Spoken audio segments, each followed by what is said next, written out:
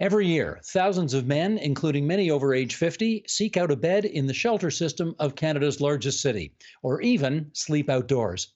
With us now to better understand the lives of these older men, from the city's downtown core, we're joined by Lauro Monteiro. He's Executive Director of Haven, Toronto.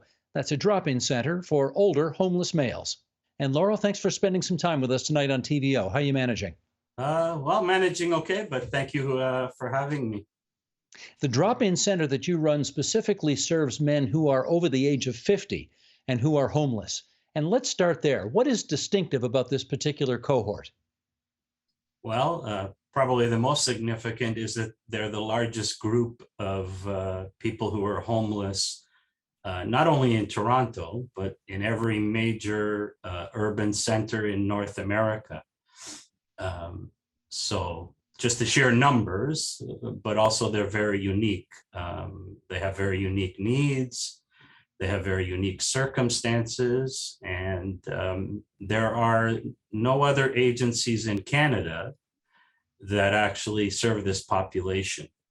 Generally, most programs for the homeless are universal, meaning anyone can access them. Some are targeted, obviously, to specific groups. But there is no one else exclusively dedicated to this group, even though they're the largest segment of the population. Well, let's follow up on that. You say they're unique in circumstances, unique in needs. How so? Both, certainly in needs. Their needs are very unique. We use the term unequal aging. So the average age of a man that comes through our doors for the first time is 57 years old. And we have men in their 70s, men in their 80s. The vast majority of them are homeless, about 80% of them. About 65% are people that are men that are in the shelter system. And we have about 20% who are men who are sleeping rough, meaning they sleep outdoors. So to many of your viewers, intuitively, we would all understand as we get older, we endure certain hardships, whether they're physical, whether they're cognitive. Now imagine trying to be homeless. And most of the men that we see here are homeless for the first time in their lives. So that makes it very unique because, they've had lives, they've been employed, many of them may have had families, and late in life, a circumstance happens and they find themselves homeless. No place to live. They don't know where to go by and large, have obviously no income. We have, surprisingly, about 14% of the men who walk in here for the first time have absolutely no income, zero. Well, I suspect most of the people who are watching this who are over the age of 50 do not consider themselves, quote unquote, elderly, but I gather you do. 50 is considered elderly in your line of work. Why is that? It is. We know from numerous researches all over the world that if you're homeless, you're going to be chronologically about 14 to 17 years older than your age. So that 57-year-old man who walks in here for the first time is going to have medical conditions associated with generally a person in their 70s. There was a recent study out of the University of California in San Francisco where they did 500 homeless people over the age of 50, and the vast majority of them had medical issues normally associated with geriatric conditions for people in their 80s. Oof, that's what living on the street can do to you, eh? Yeah, well, the average life expectancy for anyone who's homeless is about 42 years old in Canada. So imagine at 57, you find yourself homeless. And that's where the term unequal aging comes in. If you remain homeless, you're going to decline medically and cognitively at a very significant rate over and above the average person of your age. Their mortality rates are about 4 times the average population. most of the men that we see access emergency departments of hospitals at 9 times the rate of their counterparts in the community. So it's a very precarious, hard life for someone who is older. So while often the perception is that someone in their 50s is youthful, when you factor in that you're homeless, it changes it quite significantly. So the interventions, the types of things that you're going to need are very different than what your counterparts are going to need in the community. Sure. Let's show a little clip here because TVO actually aired a little documentary on your center back in 2015. It was called The Good Neighbors Club back then. So let's take a short snippet of a profile of one of your clients of the day. Sheldon, if you would, roll it, please. I welded for a factory for about 12 years. I installed carpet for 22 years, wall-to-wall custom carpet. I got hurt at work in a car accident where my knee got damaged, so I couldn't install carpet anymore.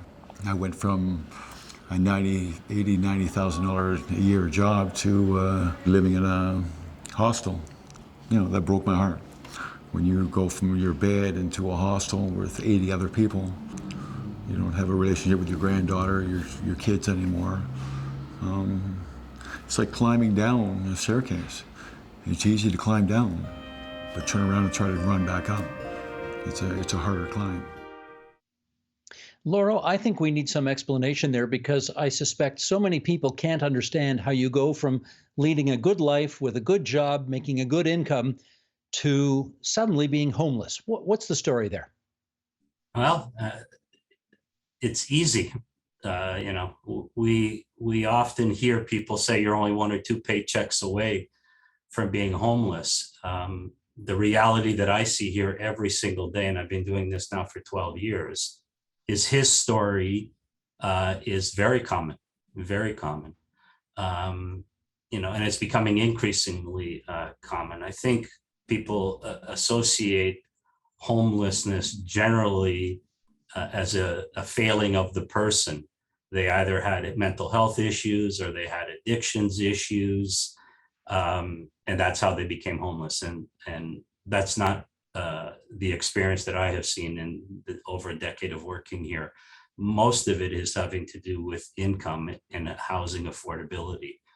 And it doesn't take much to get you out of the lifestyle that he just described. I mean, I see it here every single day. We see about 400 new men here every single year. And the vast majority would be very similar to Greg's. They had jobs, they had lives. And that one precipitating event created a cascade that quickly got them into homelessness. And most people don't think it can happen that fast. Well, let's take a wider look at what homelessness looks like in a big city, because in April 2021, over a few day period of time, the city of Toronto went out and they tried to count the number of homeless people in the capital city of Ontario. And again, Sheldon, bring this graphic up and let's show people what they found. They found more than 7,000 people were experiencing homelessness in the city of Toronto, and that 90% of the people experiencing homelessness were staying in shelters. 10% were sleeping outdoors. And we should say parenthetically, outdoor homelessness has increased by almost 40% since 2018, the last time the survey was done. The numbers were counted at the peak of the third wave of COVID-19, when about 20 shelters in the city were experiencing outbreaks. Let's go on. 63% of people experiencing homelessness identified as men, 34% women. 77% reported being chronically homeless, meaning they'd been homeless for 6 months or more of the past year. And more than 1/3 of respondents reported being homeless for more than 5 years. Okay, let's pick up on some of this. Sure. Why are some people homeless for such lengthy periods of time? Well, the bottleneck is lack of deeply affordable housing. There's just no place left virtually in cities like Toronto and many cities across Ontario. It's not unique to Toronto. And I would just say those numbers are quite underreported. You think it's more Point than in time 7,000? count. Yeah, all of those numbers, in fact. Point in time counts are mandated by the federal government for all municipalities. But they have limitations, and particularly when it comes to outdoor sleepers, because they're just done generally every 3 to 4 years. They're done on 1 or 2 days using volunteers, and they don't cover a broad basis. So those numbers are quite low. In Toronto, for example, there's well over 10,000 people tonight who will be homeless. Now, how do you know that? Yeah, there's people in shelters. The rough sleeping numbers are completely underreported. But then we have a third trunk of people that are homeless, who are people who find themselves sleeping on friends' couches, bouncing around from family to family member or to a friend's house. There's this whole group of invisible people that are never captured in these counts. So even though they've got a roof over their head, you would count them among the homeless population of our province? Yes, because they're not permanently housed. So that's generally the consensus, right? They don't have their own shelter. They're reliant on other people, and they move around. And numbers have become, especially in Toronto, have become quite weaponized. So there's been lots of debate over the years about what are actually the numbers of people that are homeless. And I tend to answer that by telling people we actually don't know. So I think that's a more honest and truthful picture. And that's part of the problem is how do you count? Point in time counts are currently the only tool that's available, but it grossly misrepresents, I think, the actual scale of the problem in most cities. It's not unique to Toronto. Okay, I know you touched on this. Sorry, forgive me. I know you touched on this a second ago, but I want to circle back to it and see if we can nail this down a little more. I suspect the assumption that most people watching this would have is that of that more than 10,000 people that you described as being homeless a second ago, the vast majority of them would either be suffering from mental health issues or addictions. True or false? I wouldn't say the vast majority. There is a significant portion of people who do have mental health and addictions. But I really like to steer people away from that because that just perpetuates the notion that there's some failing on the part of these people. And that's not the case. I came to this career late in my professional life, and I was astounded how many people are. It's really because of income and housing affordability and those two intersections. Many men that we see don't come to us with mental health or addictions issues, but they certainly develop them. I remember once reading a study that said, after being homeless 3 months, you're going to likely develop depression. So we certainly see it. And then, to your earlier point, that's why you see such a bottleneck of the unavailability of housing, getting people. Shelters have become de facto housing. That's the reality. And the numbers are going to continue to grow because the deeply affordable housing stock is not available. And homelessness in Ontario is not going to be solved by building more deeply affordable housing. We can't build enough, and we can't build fast enough. So we have to look at much broader policy issues to address this because, I've only been here 12 years, and in that short period of time, trying to find housing that men can afford that are on social assistance is become almost non-existent. Well, you may have answered this question.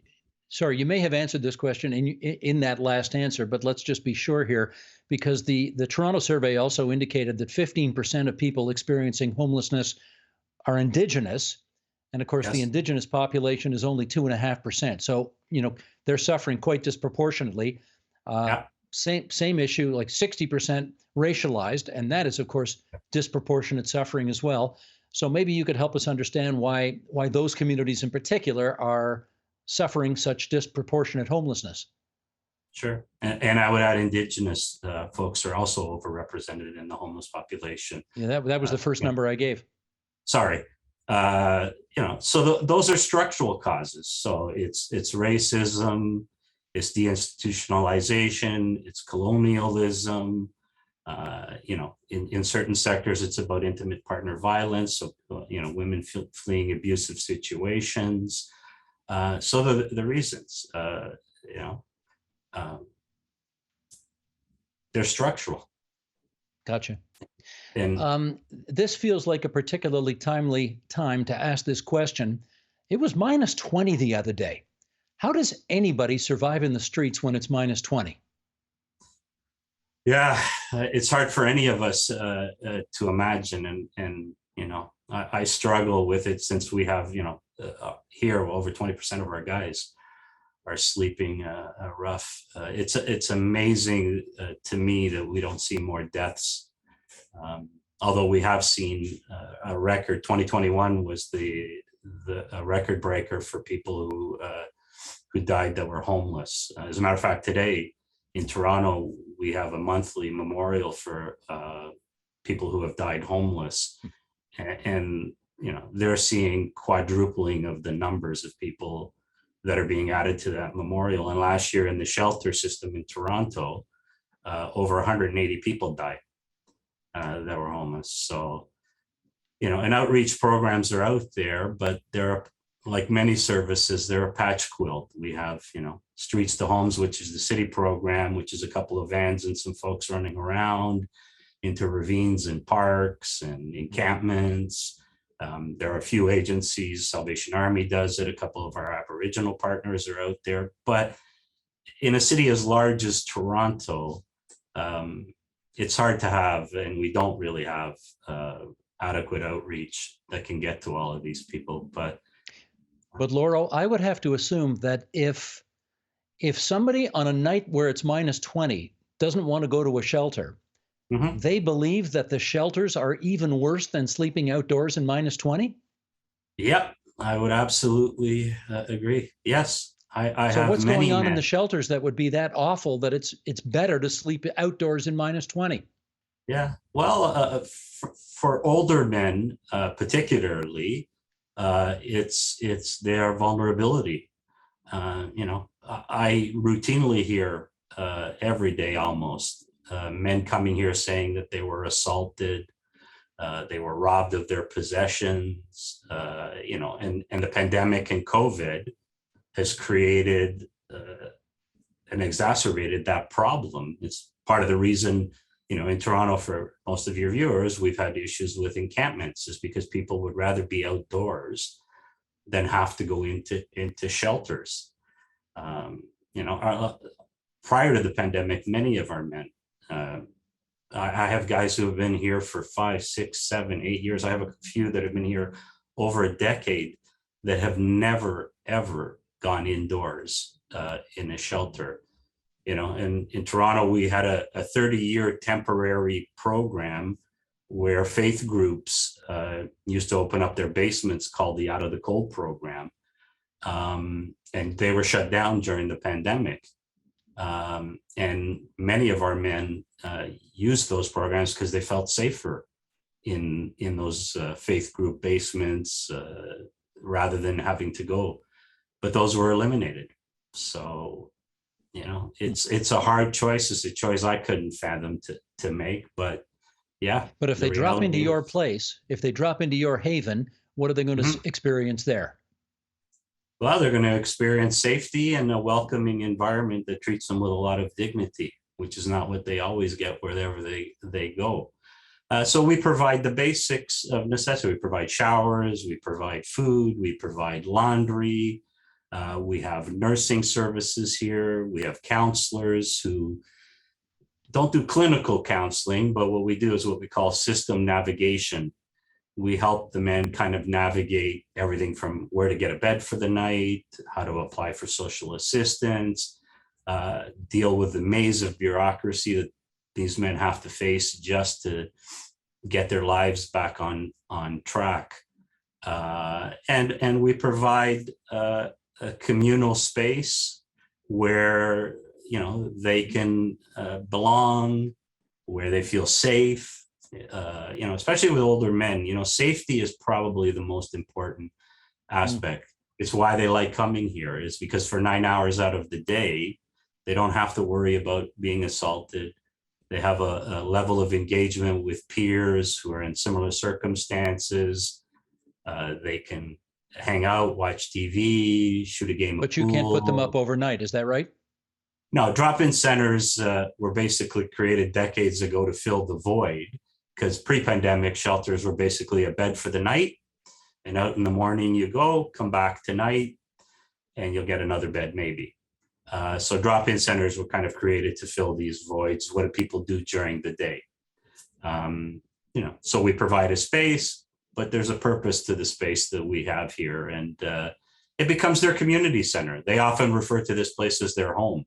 I don't refer to it as their home because I don't think this is a home, but they feel that strongly. This is a place where they're valued, where they're respected, and they can have 9 hours where they don't have to spend worrying about their own personal safety, and they have people who help them in whatever way they choose to want to get help, whether that's getting housing, whether that's seeing the nurse for a medical issue.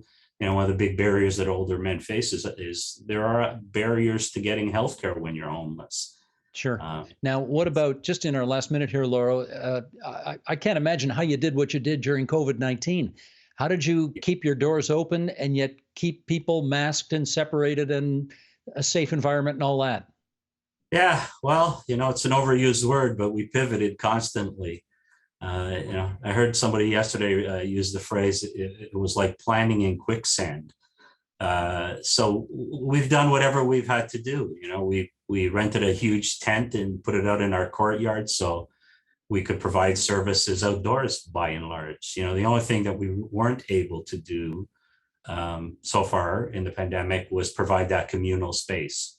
But we're continuing to provide hot meals. We're continuing to see people outside. We're allowing limited groups in to see the nurse, to see counseling, to do showers, to do dining. So we've done everything to still be here. And I'm always stunned at how appreciative the men are that we're still here, because there are many in the community that are not operating. Lauro, I want to thank you for spending so much time with us here tonight on TVO and telling us how you do what you do. Everything about you is admirable, with the exception, of course, of that logo over your right shoulder, which I've tried very hard to ignore over the last 20 or so minutes. But thanks for joining us on TVO tonight. Take good care. Thank you. Thanks for having me. The Agenda with Steve Paikin is made possible through generous philanthropic contributions from viewers like you. Thank you for supporting TVO's journalism.